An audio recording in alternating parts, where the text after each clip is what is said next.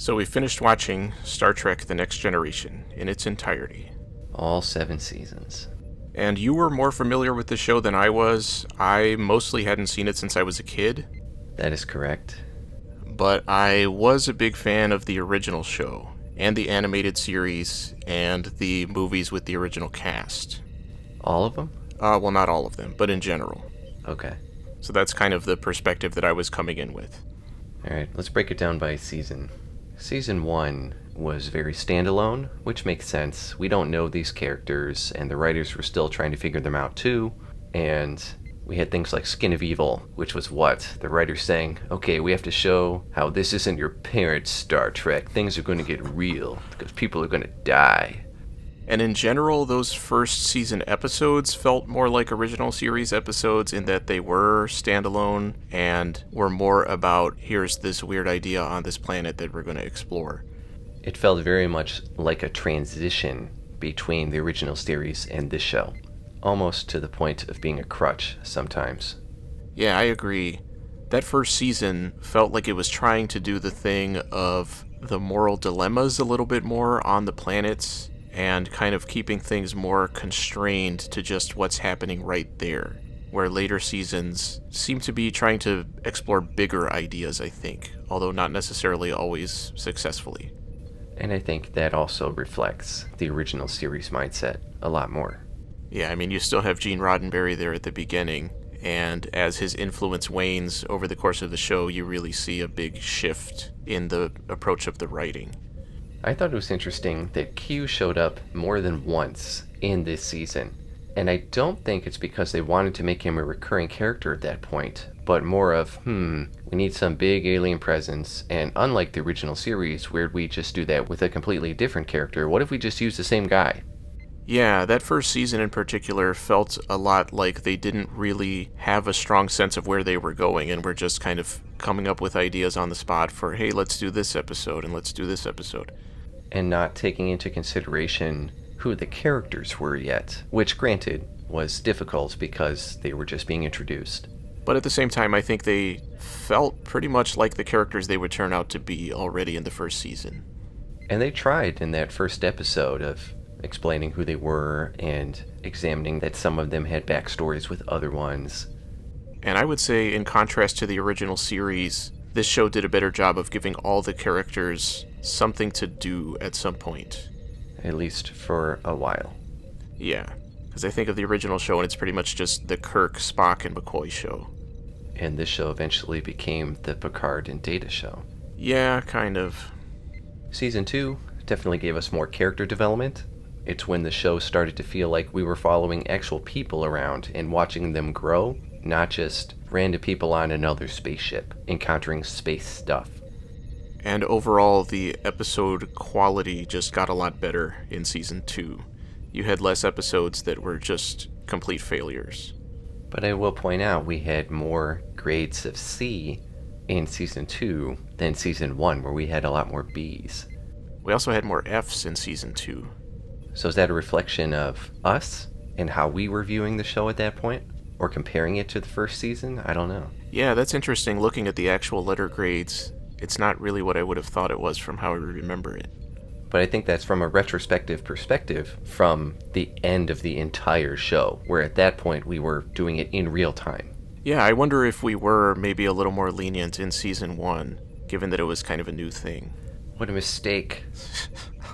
I still remember that conversation where we said, what if we did a whole TV show, and we decided on this one, not realizing it was 200 episodes, and once a week would take us years to do. Yeah, if only we had approached things from a more intelligent perspective. And I remember back then I was thinking of all the different TV shows we would be able to do, and I think this is enough for now. Season 2 was also the one where the writers decided that Data was their favorite character. Yeah, which early on, it felt like there was potential. It felt like they could do things with him, but they ended up kind of just repeating the same stories over and over again with him. Season 3 had a lot of good episodes. Everything felt more fluid and comfortable, and it's when I really started to get into the show. I agree, and that's also the season where they really felt like they were building out the world a lot more. I I remember being disappointed by that even in Season 2, that they would occasionally mention elements like the Romulans showing up at the end of Season 2, but then not actually doing anything with them. It's also the first season where the humor started to mesh better with the non-humorous writing, and it still wasn't perfect, but it made me vomit less than it had before. Agreed. And that finale was the first one that was not only a good season finale, but actually made me want to keep watching. And it was the first two-parter, other than the intro to the entire show. And it still had some original series content, but instead of using it as a crutch, it said we have established ourselves and can now give some nods to old stuff and integrate it in a better way. Yeah, I think the entire sense of the world of the show felt a lot more confident in that season. Definitely. And our grades went up considerably compared to Season 1 and 2. Season 4 was the first season with a solid start on its own footing, and it was another character exploration season, but it handled it much better than Season 2. But they kind of lost some of the momentum of building the world in anything other than the Klingon episodes, which was a little disappointing. But part of what I liked about this season was that it was willing to explore characters other than just Picard, Data, and Worf. Yeah, that's true, and that's something that I wish they had done more over the course of the entire show.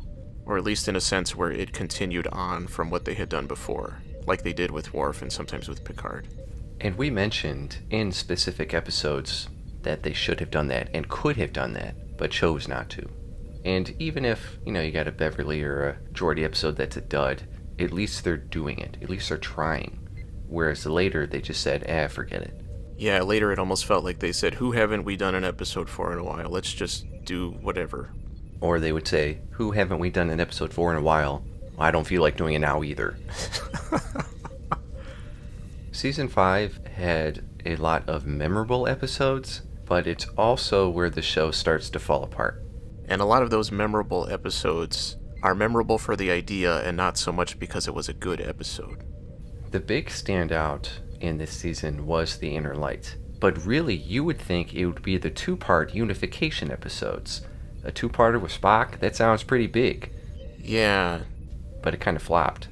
Yeah, and that was a chance to get back on the whole world-building thing that they were doing back in Season 3, and they didn't really manage to make it work all that well.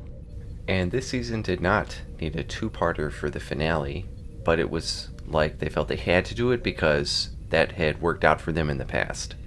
And they really dropped the ball this time. And this was also the first season where the variety of writers started to narrow, and it really shows. For Season 6, the biggest disappointment for me is that it dropped the ball for Worf.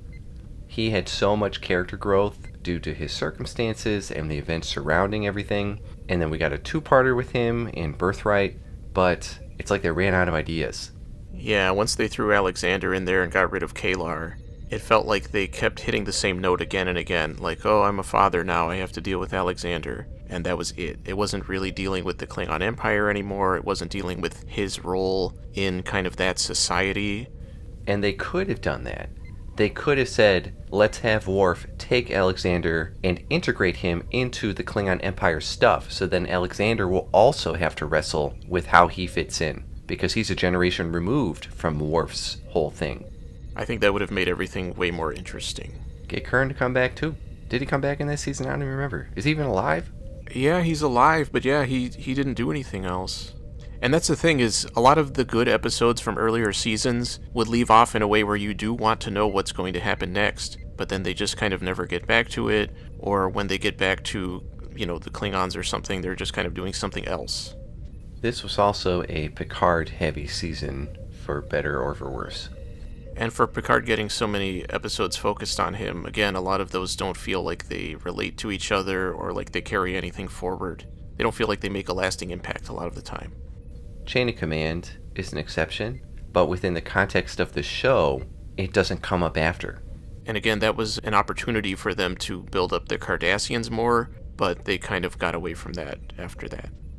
When did Deep Space Nine start? Was it within this season or season 7? It was halfway through season 6, and I get that that's part of why they kind of wanted to leave the Cardassians for Deep Space Nine, But the shows are running concurrently. People are going to be watching both. There's no reason they can't take advantage of that to build out the overall world more. Gotta get Picard playing his flute. That's more important. And Season 7, the one that you mentioned, most of the episodes, and people go, I don't remember that one. And then you go a little bit into the plot, and they go, oh, yeah, that one was pretty dumb. Yeah, a huge dropped ball in every possible way. At this point, you've had 7 seasons to build out this entire world. You have so many different things you could explore. And it's not like those things aren't already there in the show. It just seems like the writers don't want to touch them. And again, some of that is for Deep Space Nine. But the ideas that they're going with for their stories feel like just random things that could have been thrown in anywhere, and feel like they don't have the development to make them even just make sense in the episode a lot of the time. And I think the excuse, and that's in quotes, of, well, we're writing TNG and Deep Space Nine and working on movies at the same time, doesn't work. Bring in somebody else then.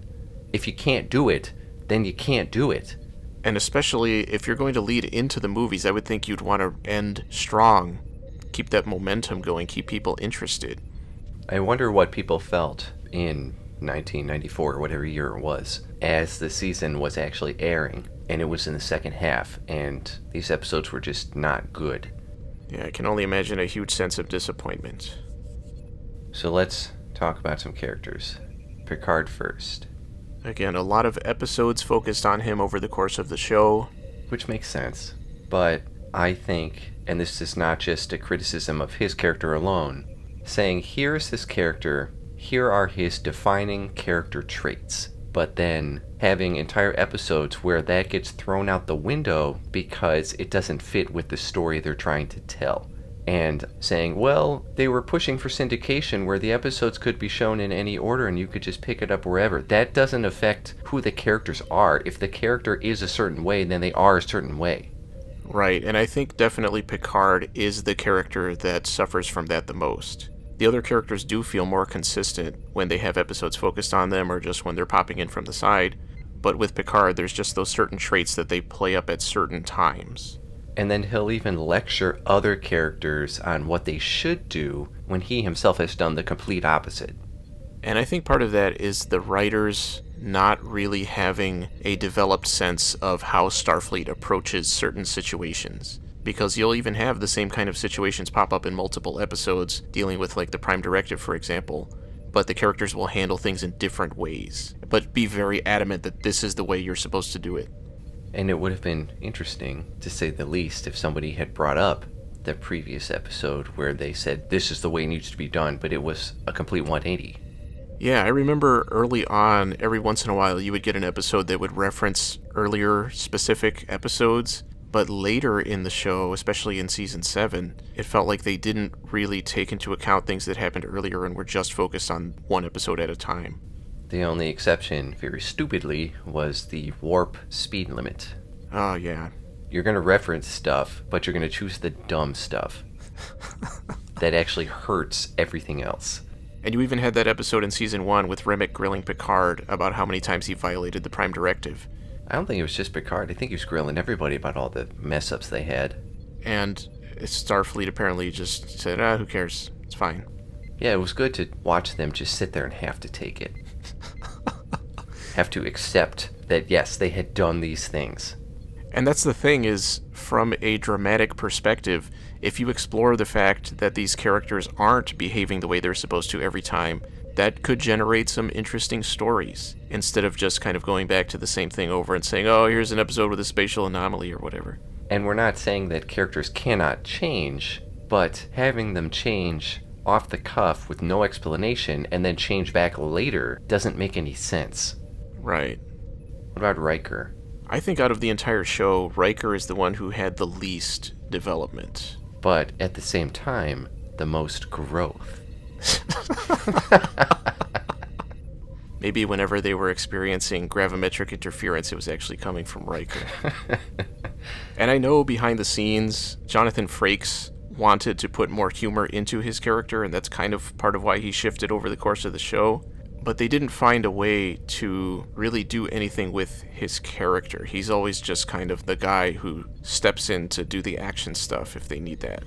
And his whole backstory, as they told us, was this very confident guy who can make decisions on a whim and take charge when he needs to, but we saw so many episodes where he was always caught off guard. Little things would completely throw him off. Yeah, I will say that's kind of true for all of these characters, though. They don't feel like they belong in a position of authority the way they are in the show. Especially on the ship that they're on, doing the things that they do. Yeah, going out and influencing the entire universe, basically.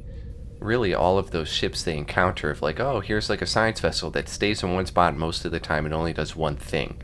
That's what it felt like those characters should be on, because anything outside the status quo messes everything up for them. And they're so inconsistent with how they handle things. But as the viewer, you're not supposed to see the characters that way. That's not how they're intended to come across, which is a fault of the writers. Alright, let's talk about Beverly. So Beverly had, at least initially, a unique perspective of having her own child on the ship. So not only was she a high-ranking officer, she had a son. And I feel like that worked when Wesley was still there.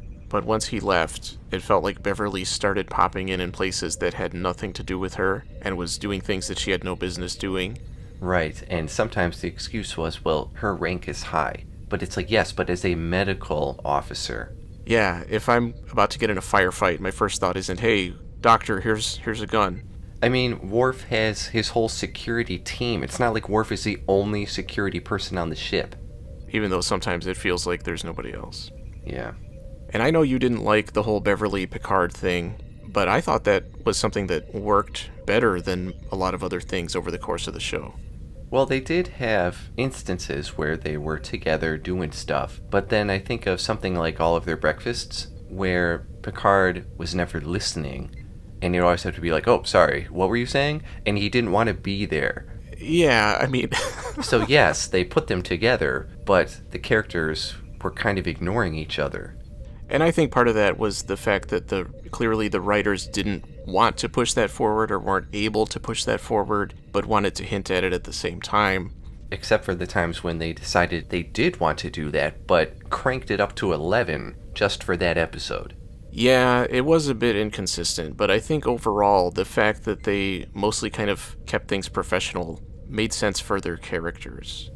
And then you had episodes like Allegiance, where fake Picard was making all the moves on Beverly, but then real Picard came back at the end, and she was all lovey-dovey, and he was like, what are you... Don't look at me like that. I remember thinking that worked at the time. But again, it's something that never came up again. No, see, I feel like the fact that it comes up every once in a while is... I think that's the right way to do it. Alright. In the case of these characters. We'll agree to disagree. I think if you compare it to the Riker Troi semi-relationship thing, I think this one works a lot better. I would say yes, in that case.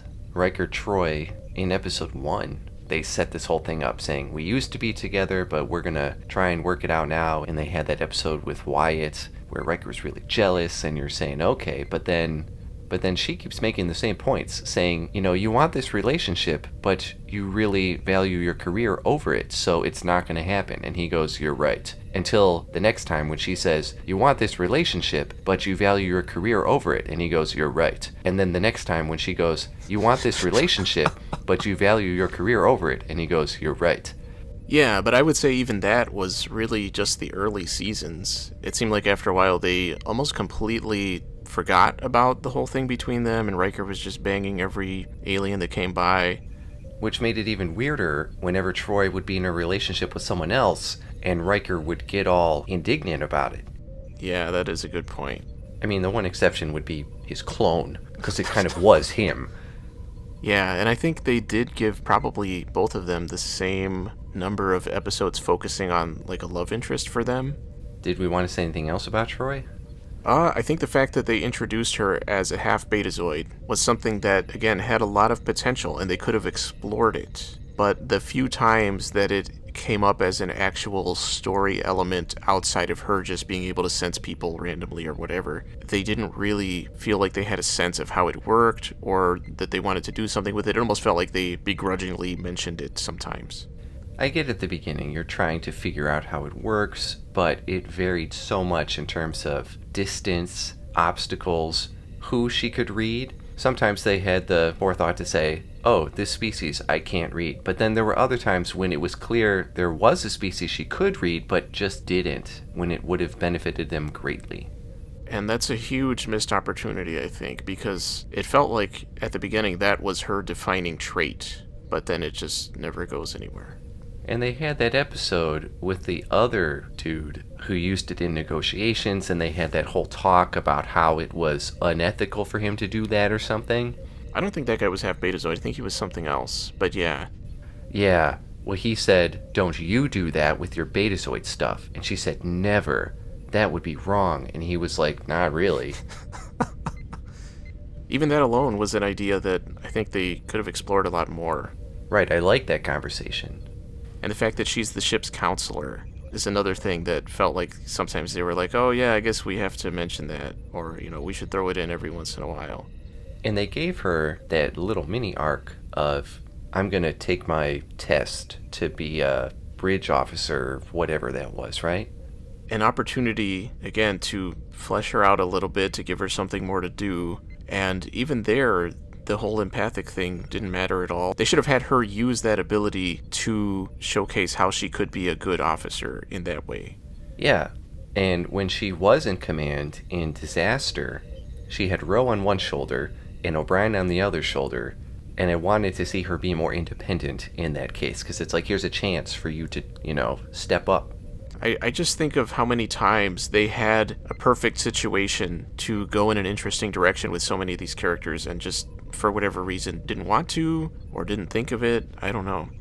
And I know that episode was before she decided to take that test, and she said it inspired me to take that test. But if anything, her actions in that episode would have made her say, I don't want to be in that position again. Yeah, see, what they could have done is do a follow-up to that where instead of wanting to take the test, she starts thinking maybe she isn't fit to be on the Enterprise or something like that, and give her a situation where she, uses her own capabilities, not necessarily just her empathic abilities, but her as a person to get through a situation and say, you know what, I really do have what it takes. Yeah, that would have been much better. Let's talk about Data. Clearly one of the favorite characters of the writers, but they just kept rehashing the same ideas over and over again. 7 seasons. I think having maybe the most episodes in the entire show focused on him, but having the least development as a character over the course of the show. And it's not like there weren't opportunities for it, but again, the nature of the show of forgetting or throwing out things that have already happened really hurts Data's character. And in his case, the fact that he is a robot. If the writers want us to believe that he is a living being, they can't just tell us that. And have him ask the same questions over and over despite having experiences that would cause him to ask new questions, but he doesn't. And so many of his questions, especially in the first half of the show, I would say, are more for comedic effect of, oh, that Data, he just doesn't get it. And that got old pretty quick. Something that I wish hadn't fallen by the wayside was his conversations with Geordi when they were just down in engineering or just doing regular stuff. Yeah, those were the scenes where it felt like maybe they were going to do something with Data. Maybe his character was going somewhere. And just those conversations were often better than the actual episodes that were focused on Data. And those conversations were replaced by Data doing something and Geordi acting really confused, but then just moving on and not following up on it. And it's like, that's where you used to have those conversations about those events. Yeah, I think when it comes to those kind of interactions with Data, they unintentionally made pretty much all the characters look kind of stupid when they would forget that Data was a robot. And I wonder if that was supposed to be a thing of, oh, well, they accept him as a human or whatever, but that doesn't feel authentic. Yeah, especially when they crack open his head. And then, of course, you have the whole thing of him malfunctioning all the time. Taking over the ship, trying to kill everybody, stabbing Troi. It seemed like every few episodes something else was happening, but of course these characters are, oh, who cares? It's Data. He's a valued member. He's proven himself over and over again. Yeah, I really liked in that episode how he said, "I dreamed of attacking you all." And they said, "Huh, can you go give me that huge knife over there?" Yeah. And I think part of that is the approach that the writers have in general to the audience is the characters are not as intelligent as the audience a lot of the time. There will be things that will be very obvious that are happening with these characters or just in the episode, but the characters don't figure things out, until Data is stabbing them. And that doesn't exactly help to make them seem competent or as intelligent as they're supposed to be. Well, even after he stabbed Troi, didn't they let him keep walking around? That was where he said he would be confined to quarters. But didn't he confine himself to quarters? Yeah. All right, let's talk about Worf, who was for a long time my favorite character on the show. Agreed. A character that, when he would chime in and make some kind of comment, it was kind of the same thing with Data, where it's supposed to be, oh, that Worf, he just wants to go and, attack or whatever. But in those early seasons, he was the one making the most intelligent suggestions most of the time, and everybody else was just ignoring him. And he is not unique in his situation as a fish out of water, because you could say Data's that way, you could say Troy's that way because of her Betazoid stuff. You could say Geordi's that way with his visor. You could say Beverly's that way because she has to think about a child. So, again, they can make characters grow and have interesting stories based on their situation, but they really only chose to do it with Worf. Yeah, which at least they did do that well, and his episodes tended to be the best episodes in those maybe seasons 3 and 4. And I would have hoped, from the perspective of the writers, that would show them, hey, we can do this, we can build out these characters, we can keep coming back to what we were doing with them before and keep moving it forward. Part of what made Worf's situation unique is that there were multiple episodes where he's like, yo, I gotta leave the ship to go do this thing. And they were like, okay. Why could the other characters not have said the same thing? It would have helped them expand just as much as it did him. And then even the other characters going with him. Like Picard was his bro, or whatever that Klingon word is. Yeah. Even that aspect, their relationship kind of disappears later on in the show. And it's not like introducing Alexander gets in the way. Like we said, we could have had him be involved with the continued development of the whole Klingon side of things. But instead it replaced the Klingon development of everything. And devolved from character development into, hey, look at how humorous this situation is. And I think going back to a point you were making earlier about expanding the universe that these characters live in, they did that with Worf so early with Heart of Glory. All the characters didn't understand Worf's culture and traditions and what he was doing, and the other Klingons were on the ship. And that was a great expansion of the world. Again, those episodes being so good, you have all these other cultures that you can do the same thing with, even if you're not necessarily doing it with the main cast. I mean, it felt like they kind of tried to do that with the Romulans for a while. But even that, after a while, it just became, oh, we need some bad guys here, let's just bring in the Romulans or whatever. Like when they introduced the Ferengi in Season 1 and dropped the ball as soon as they appeared, there's no reason they couldn't have, the next time they show up, say, hey, we need to fix that and turn it around. So overall, probably the most disappointing arc for me was Worf. I mean, given how good those episodes were, I still think I would still put that at the top. Well, no, it was the best, but by the end, it was the most disappointing. I think I'm probably still more disappointed when other characters didn't really get anything. That's valid. Speaking of characters who didn't really get anything or just got the worst of things, I think Geordi was the most shafted out of all the main characters. Yeah. Barely any kind of even background for him, even when it would pop up sometimes, like the whole fire that he had to deal with and the episode with his mom or whatever. None of it really felt like they figured him out. And the only time they explored his visor was the one episode where the other characters were seeing what he saw, and everyone was fascinated by it. And I thought that meant that they were going to, and I'm sure the writers felt this way, that they were going to do more with that later on. But instead it's just the guy who works in engineering. Whose visor can all of a sudden do these random-ass things when they need to, like tell when someone is lying. Yeah. Detect a structural defect in the whatever. Or monitor somebody's heart rate. That was that Romulan episode. whoa, your heart rate just went way up. To an alien who probably has 5 hearts anyway. And what, his early stuff was, oh, he has trouble getting into a solid relationship. If I had to deal with that with any character on the show at that point, I probably would have preferred the one who had no experience in relationships, which would be Wesley. Yeah, and I think that was a missed opportunity when it came to Wesley, because they kind of threw things in like that for him every once in a while, but it never really went anywhere. See, this is how little they cared about Geordi. We're already talking about Wesley. They had ample opportunity to do stuff with Geordi. In my notes, where I have the different characters listed and the things I want to say about them, Geordi actually has nothing under his name. And technical-wise, he was probably the smartest out of all of them, outside of Data. Yeah, I think back to the Arsenal of Freedom, where he had to command the Enterprise while everybody else was down being idiots on the planet. And I thought that was something that they were going to do with him, was have him kind of get more authority that way. But it was just that one episode. And even though he's not as smart as Data, he has the human factor, which Data does not. But what happened was, whenever they needed something explained, it was always Data and Geordi together. It was always Data saying something and Geordi chiming in going, yeah, which was not really fair to him.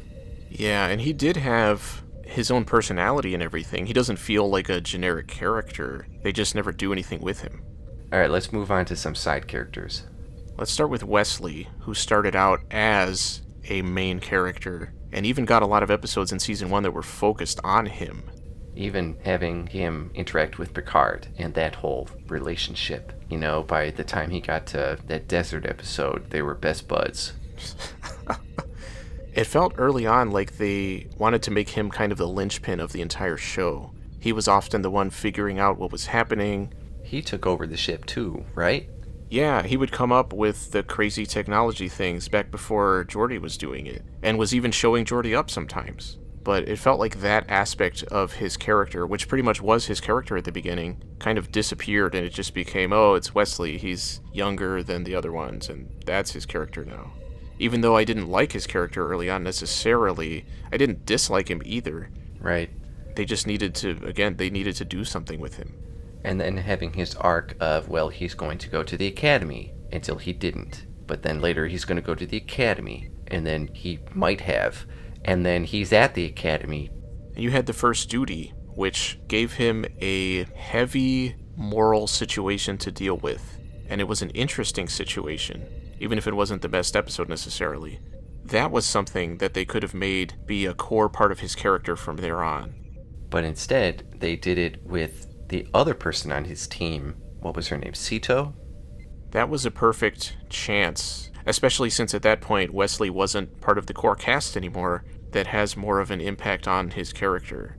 And I thought that would have been a great springboard to him being disillusioned with Starfleet because everything kind of got brushed under the rug and everything just kept moving forward. But instead, he became disillusioned with Starfleet because he felt everyone was bossing him around, which was such a childish way to take that.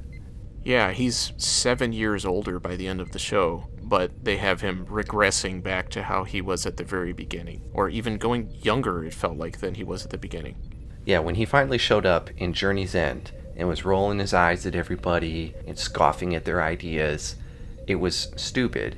And again, it would have made more sense if he had become disillusioned because of the things in the first duty, where people would be talking and everything and showing him all these ideas, and he would just say, that's great, but I don't really know if I'm feeling it anymore because of what I've experienced, not because I'm a little bitch. Yeah, have that be a sense of guilt that weighs on him the whole time. Have him pull up Sito again and talk about what happened with her. Yeah, put him in a high-stakes situation where he freezes because somebody else could die if he makes the wrong decision. Yeah, that could have been great. But instead, we're going to have him go hang out with the creepy traveler for infinity. And beyond. I think that's the most disappointing character arc of the show. Let's talk about O'Brien. I think out of all the characters in the show, I enjoyed O'Brien's development the most in terms of the way he kind of started out as just a background character, but started getting more to do as the show went on, but in a way where it made sense for him to be there doing what he was doing, unlike Beverly, for example, who started popping in randomly. And what I really liked about O'Brien is even as he became a more prominent character on the show, he was still a regular person. He was still down to earth. He still reacted to things like a regular person would. Right, and I think that made him more likable than a lot of the main cast. And more relatable. And even his whole relationship with Keiko, again, that was something that they carried on over the course of the show and didn't just kind of forget about it or whatever, like they did with so many other things. I did feel like they could have done more with him also having the baby. Yeah, I agree, but I'm just glad that it was at least something that was still there, that it wasn't something that they ignored or pushed off to the side. Yeah, even giving him that whole episode with Warden Norton and the whole Cardassian backstory and everything. It's like, this is a side character, but you're giving him more content than the regular cast. And I think, ironically, the fact that he is a side character is what gave the writers the confidence to do that with him, have him not necessarily behave in just the right way every time, you know, when he's dealing with his racism against the Cardassians and stuff. But then the negative to that is because he's a side character, we're not going to bring it up again. It's a guarantee. Yeah. Although it does come up in Deep Space Nine. Well, you know, I would argue he's definitely more of a main character on Deep Space Nine. Yeah, that's true. Alexander. Past, present, and future. Again, I felt like he had more development than some of the main cast. And his real introduction into being kind of thrust into the main cast was a super traumatic event. And then not only losing his mother, but then in that one episode with Dr. Suicide, potentially losing his father. It's a big deal. Yeah, and constantly feeling like he doesn't fit in anywhere, he doesn't have anybody he can really rely on.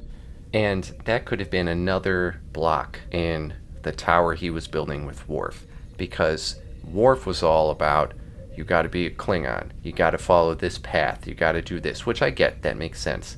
But it would have been great if they had added another element of Alexander. I know what it feels like to feel like you don't belong, because I'm the only Klingon in Starfleet. I've gone through all of that. Why don't we bond over things like that? And unfortunately, as Alexander went on, it felt like they didn't know what to do with him and turned him into just a generator of comedic situations with Worf, which again, I didn't think were all that funny most of the time. Watch out for that water balloon. And there was that weird episode where he was hanging out with Lwaxana, and they had that bond, but then they never interacted again. Yeah, and they built a pretty good bond in that episode, right? Yeah, even though I think we gave it like D's, that aspect of it I felt like worked. Because those two characters, in their situation of not fitting in the mold they were expected to fit in, it worked. Let's talk about Lwaxana. So a character who was introduced as nothing but comedic side character, goofy situation person. But over the course of the show, getting into some pretty deep stuff. Half a Life and Dark Page, not what I would have expected at all from that character. Yeah, and I thought that really worked. And the fact that the character only showed up once in a while when she was nearby and wanted to visit, that worked for her character. Because if she had been around all the time, it wouldn't have been the same. It wouldn't have worked as well. I agree. She could have either become too annoying or it just would have broken the tone of the episode. I thought they handled her a lot better than even a lot of the other side characters. Definitely. Even back in season 2, I really liked Manhunt, which was nothing but a comedic episode of her trying to find a husband. And I think they actually handled the comedic episodes better in the first half of the show than the second half. Because you did have a couple of episodes with her that dropped the ball a little later, I think. I would say humor in general, no. But I would say humor for her, yes.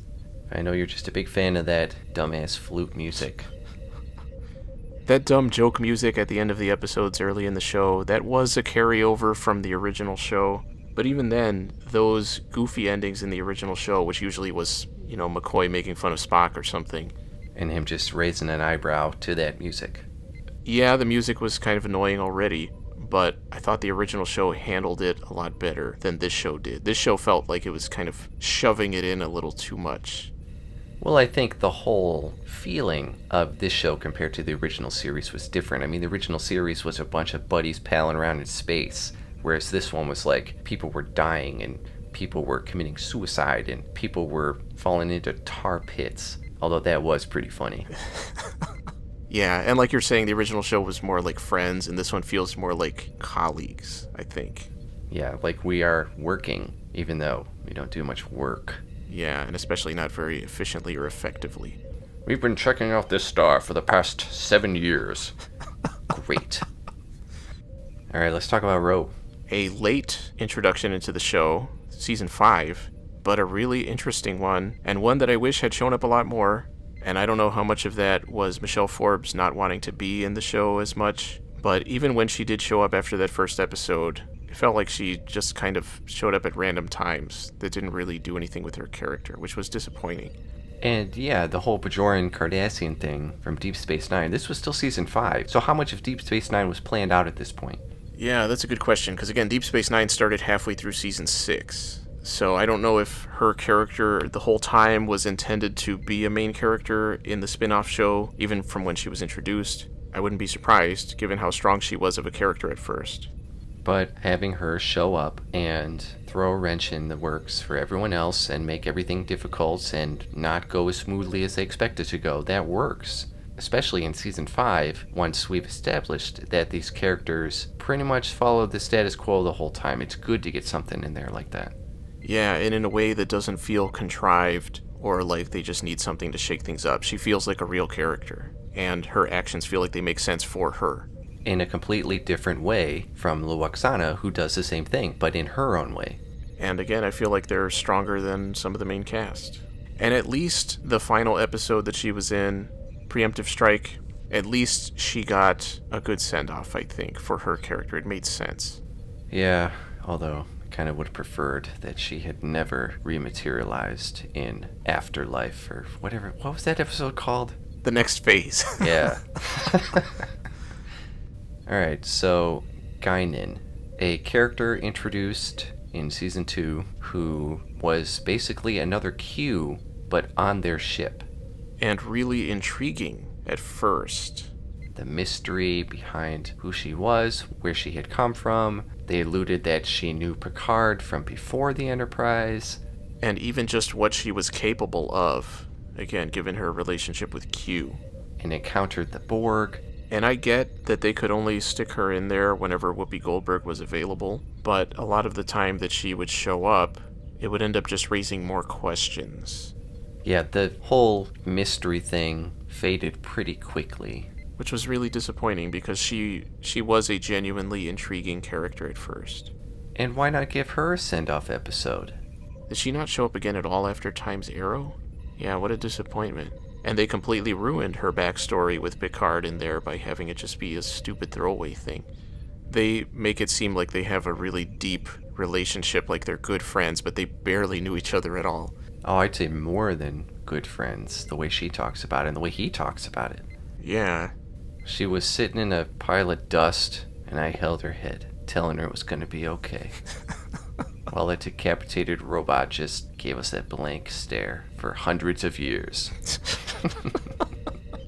Even giving her at least a final send-off with Q would have been something. Yeah, you mentioned in All Good Things it would have been good to have those two have a last conversation, and I agree that would have been really good. Let's talk about Barclay. Which one? The human one or the spider one? Or the omnipotent universe god one? I think there's a good reason that he's such a popular character among fans. He, like O'Brien, feels more like a real person.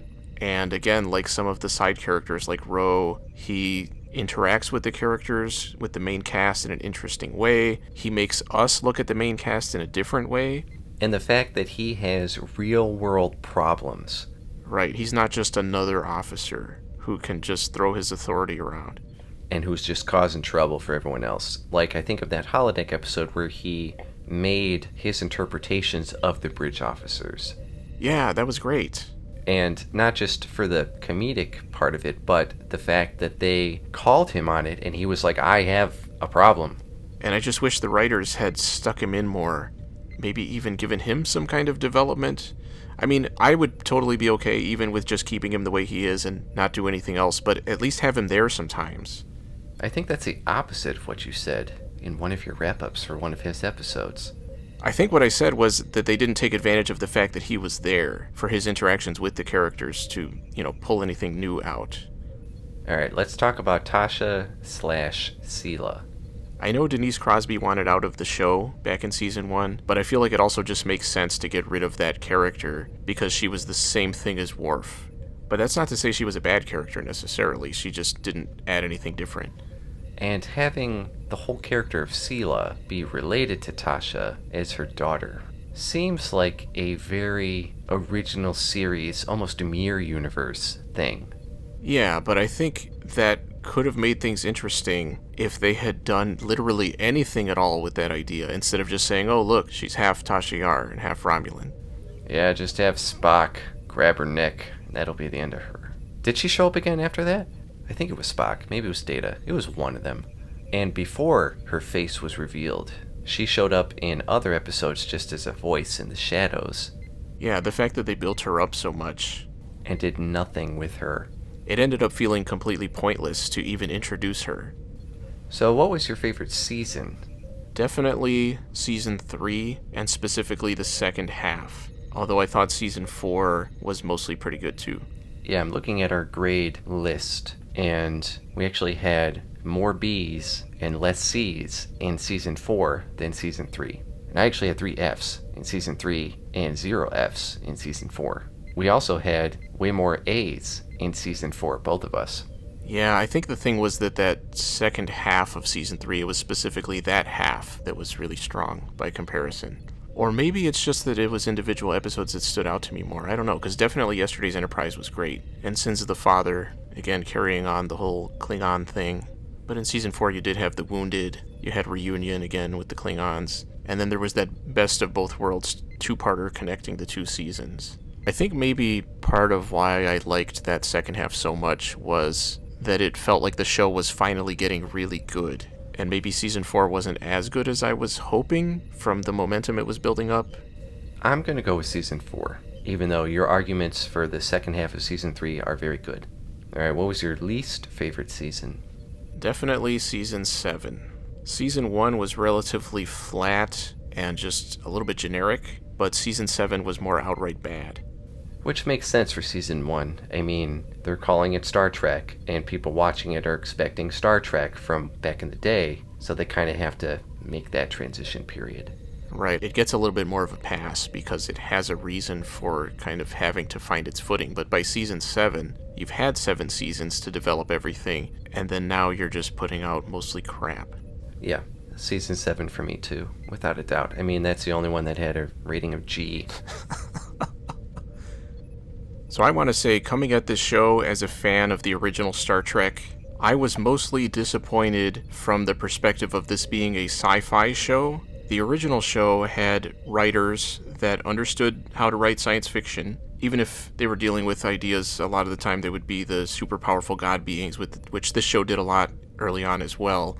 They didn't throw in all the technobabble stuff that this show does, where they kind of use it as a crutch to say, hey, let's just throw out some random words that don't really mean anything to explain things. And I think that's part of why the good episodes in this show, for me, the best ones, tend to be the ones focusing on characters as opposed to the sci-fi concepts, because the sci-fi concepts, I think, don't really work in this show in general.